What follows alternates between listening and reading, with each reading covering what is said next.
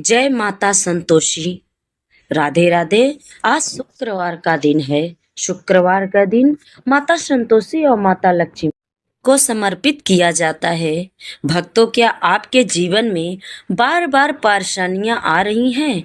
क्या घर में धन की कमी है, मानसिक तनाव या मनोकामनाएं के पूरा न होने से आप चिंतित हैं? तो आज की यह कथा आपके लिए बहुत महत्वपूर्ण है, इसलिए इस वीडियो को अंत तक अवश्य देखें, क्योंकि अंत में मैं बताऊंगी संतोषी माता के व्रत से जुड़े कुछ ऐसे विशेष नियम और चमत्कारी लाभ जिनके बारे में बहुत कम लोग जानते हैं।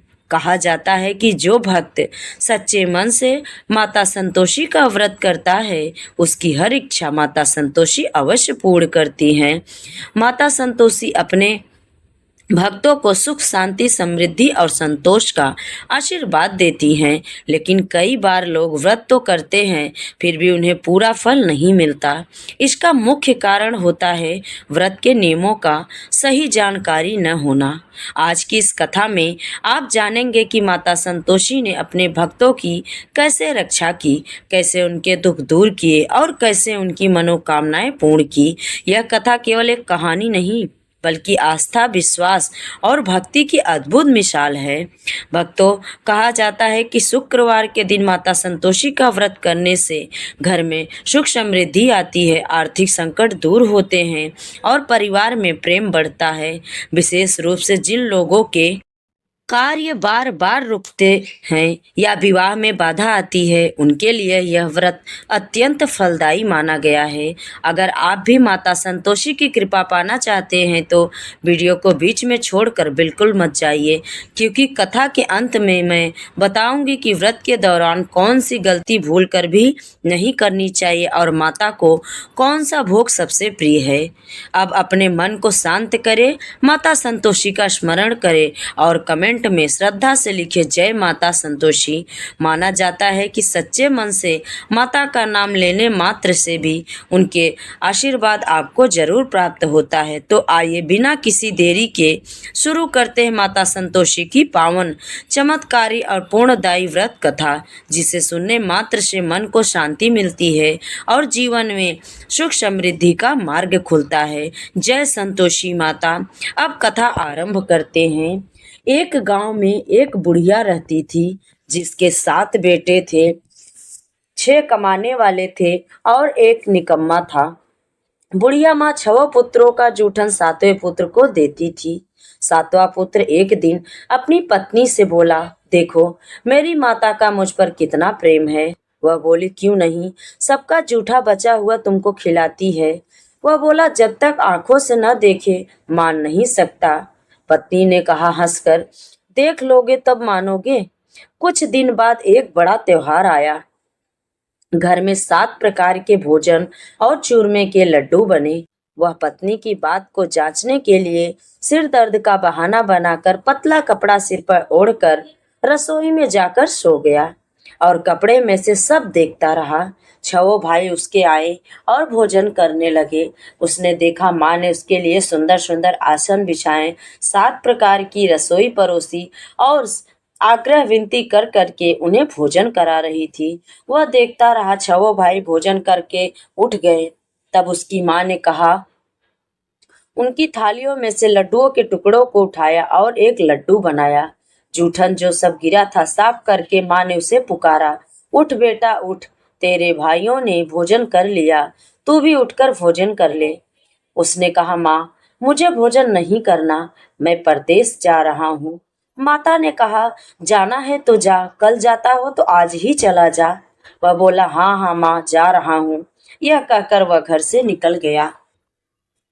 चलते चलते उसे पत्नी की याद आई। वह गौशाले में कंडे थाप रही थी।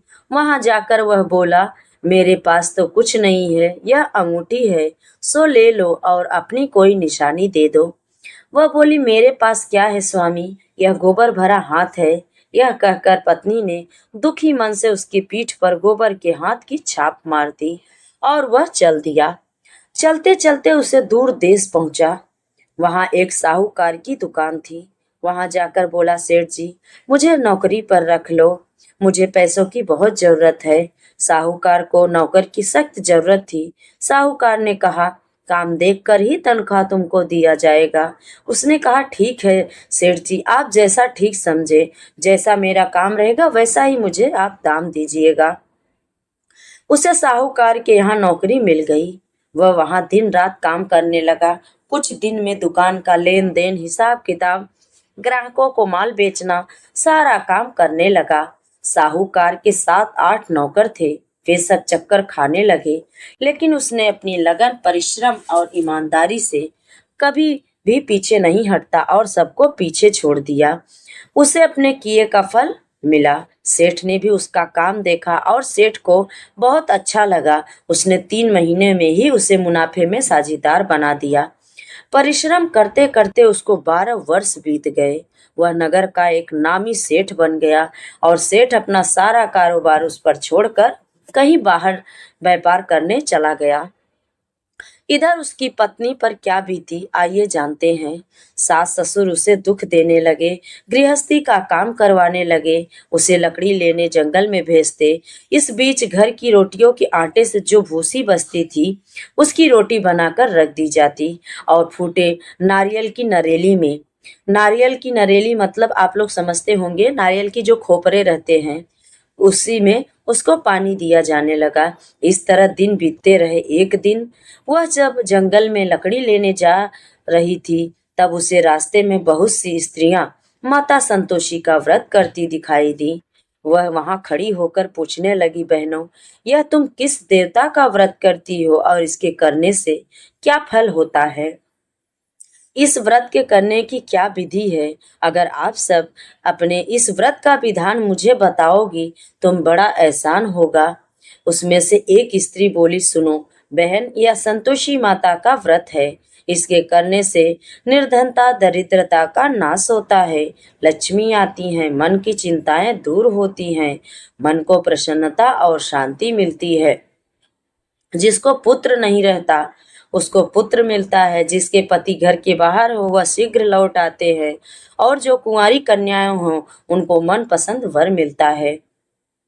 चलता मुकदमा भी खत्म हो जाता है। घर में जो भी कलह क्लेश की होती है, सुख शांति हो जाती है। घर में धन जायदाद का लाभ होता है, और भी मन में जो आपकी इच्छाएं हो सब माता संतोषी की कृपा से पूरी होती है। इसमें कोई भी संदेह नहीं है। वह पूछने लगी, यह व्रत कैसे किया जाता है, यह भी बताओ तो आपकी बहुत बड़ी कृपा होगी। वह स्त्री कहने लगी, बिना परेशानी से, श्रद्धा और प्रेम से, जितना भी तुमसे बन सके, जितना भी तुम्हारे पास हो, 5.25 पैसे से 5.25 आने, इससे भी ज्यादा शक्ति और भक्ति के अनुसार गुड़ और चना ले। हर शुक्रवार को निराहार रहकर कथा सुनना और कहना, इसके ओम बीच कम नहीं हो टूटे। लगातार नियम पालन करना। सुनने वाला अगर कोई आपको ना मिले तो घी का दीपक जलाकर उसके आगे जल के पात्र को रखकर कथा कहना, लेकिन नियम ना टूटे। जब तक कार्य सिद्ध ना हो, आप जो भी मनोकामना मन में हो वो ना पूरा हो, तब तक नियम पालन करना और कार्य सिद्ध हो जाने पर व्रत का उद्यापन करना। 3 मास में माता पूरा फल प्रदान करती हैं। यदि किसी के ग्रह खोटे हों तो माता 1 वर्ष में भी अवश्य उनको सारी मनोकामना पूर्ण करती हैं। कार्य सिद्ध होने पर ही उद्यापन करना चाहिए, बीच में नहीं। उद्यापन में 2.5 सेर आटे का खाजा, इसी अनुसार खीर, चने का साग बनाना, 8 बच्चों को भोजन कराना। जहां तक तुमको मिल सके देवर के, जेठ के, भाई बंधु या ब्राह्मण के लड़के या रिश्तेदार के, पड़ोसियों के लड़के बुला लेना, उन्हें भोजन कराना, और जितनी तुम्हारी क्षमता हो दक्षिणा माता का नियम पूरा करना। ध्यान रखना उस दिन घर में कोई भी खट्टी चीजें ना खाए। यह सुनकर वह वहां से चल दी।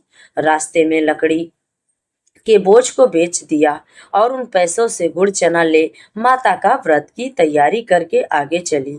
रास्ते में संतोषी माता के मंदिर में जाकर माता के पैरों में लौटने लगी, विनती करने लगी, माँ, मैं दीन हूँ, निपट हूँ, मूर्ख हूँ, व्रत के मैं कुछ भी नियम नहीं जानती, मैं बहुत दुखी हूँ। हे माता, मेरा दुख दूर करो, मैं आपके शरण में आई हूँ।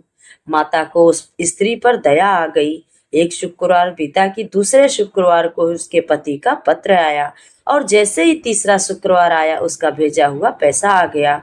यह देखकर जेठानी लोग मुंह बनाने लगी। इतने दिनों बाद इतना पैसा आया है, इसमें क्या बड़ाई है। लड़के ताना देने लगे। चाची के पास अब पत्र आने लगे, रुपया आने लगा। अब तो चाची की खातिरदारी बढ़ेगी। अब तो चाची बुलाने से भी नहीं बोलेगी। बेचारी सरलता से कहती, भैया पत्र आए या रुपया आए हम सबके लिए तो अच्छा ही है। ऐसा कहकर आंखों में आंसू भरकर माता संतोषी के मंदिर में जाकर बैठ जाती और मातेश्वरी के चरणों में गिरकर रोने लगती। माँ, मैंने तुमसे पैसा कम मांगा, मुझे पैसे से क्या काम, मुझे तो अपने सुहाग से काम है। मैं तो अपने स्वामी के दर्शन और सेवा मांगती हूँ। तब माता ने प्रसन्न होकर कहा, जा बेटी, तेरा स्वामी जल्द ही आएगा। यह सुन खुशी से बावली हो वह घर आकर काम करने लगी। माता संतोषी ने विचार करने लगी कि इस भोली पुत्री को तो मैंने कह दिया कि तेरा पति जरूर आएगा, जल्दी आएगा, पर आएगा कहाँ से। वह तो इसे अपने स्वप्न में भी कभी याद नहीं करता। ये तो इसको भूल ही गया है। उसे इसकी याद दिलाने के लिए मुझे ही उसके पास जाना पड़ेगा। संतोषी माता ने उस बुढ़िया के बेटे को सपने में समझाया, पुत्र, तेरी घरवाली कष्ट उठा रही है। वह बोला, हे माँ, यह तो मुझे भी पता है, परंतु क्या करूं, वहां कैसे जाऊं। यहाँ परदेश की बात है, लेन देन सारा हिसाब किताब बाकी है, कोई जाने का रास्ता नहीं दिख रहा। आप ही कोई राह दिखाए कि वहां मैं कैसे जाऊं। माँ कहने लगी, सवेरे नहा धोकर संतोषी माता का नाम ले, घी का दीपक जलाकर दांडवत कर और दुकान पर जाकर बैठ जा। देखते देखते तेरा लेन देन चुक जाएगा, जवा माल बिक जाएगा, साझ होते होते धन का ढेर लग जाएगा। वह अगले दिन सुबह जल्दी उठा। उसने अपने मित्र से बोले कि स्वप्न में माता द्वारा कही गई बात मैं तुम लोग को सुनाया है। वे सब उसकी बात सुनकर हंसने लगे, मजाक उड़ाने लगे। वे कहने लगे, कहीं कभी सपने की बात भी सच्ची होती है। पर उसी सब में एक बूढ़ा व्यक्ति था, वो बहुत समझदार था। वह बोला, देखो भाई, मेरी बात मानो, इस तरह सच या झूठ कहने के बदले देवता ने जैसा कहा है वैसा ही करो, तेरा क्या जाता है। बूढ़े की बात मानकर नहा धोकर उसने माता संतोषी को प्रणाम किया। फिर घी का दीपक जलाकर दुकान पर बैठा। शाम तक धन का ढेर लग गया। वह हैरान हुआ, मन में संतोषी माता का नाम ले प्रसन्न हो घर जाने के लिए गहना कपड़ा सामान सब खरीदने लगा। सब काम से निपट कर जैसे फ्री हुआ वो अपने घर के लिए रवाना हुआ। उधर उसको पत्नी जंगल में लकड़ी लेने गई थी। लौटते वक्त थक जाने के कारण संतोषी माता के मंदिर पर विश्राम करने लगी। यह तो उसका रोज का रुकने का स्थान था। माँ जब भी जाती लकड़ी लेने, माता संतोषी के मंदिर जब अवश्य जाती और वहां कुछ टाइम बैठकर माता संतोषी से अपने दुख सुख की बातें कहती। धूल उड़ती देख उसने माता से पूछा, हे माँ, यह धूल कैसी उड़ रही है। माँ ने कहा, हे पुत्री, तेरा पति आ रहा है। अब तू ऐसा कर, लकड़ियों के 3 बोझ बना, एक नदी के किनारे रख, दूसरा मेरे मंदिर पर और तीसरा अपने सिर पर लेकर जा। तेरे पति को लकड़ी का गट्ठर देखकर मोह पैदा होगा। वह यहाँ रुकेगा, नाश्ता पानी बनाकर खाकर माँ से मिलने अवश्य जाएगा। तू लकड़ी का बोझ उठाकर जाना और बीच चौक में गट्ठर डालकर 3 आवाज जोर से लगाना। लो सासू जी, लकड़ियों का गट्ठर लो, भूसी की रोटी दो, नारियल के खोपरे में पानी दो। आज यह कौन मेहमान आया है। संतोषी माँ की बात सुनकर वह बहुत अच्छा कहकर माँ प्रसन्न मन से लकड़ियों के 3 बोझ बनाकर एक नदी के पर और दूसरा माता के मंदिर पर रख दिया। इतने में ही मुसाफिर वहां आ पहुंचा।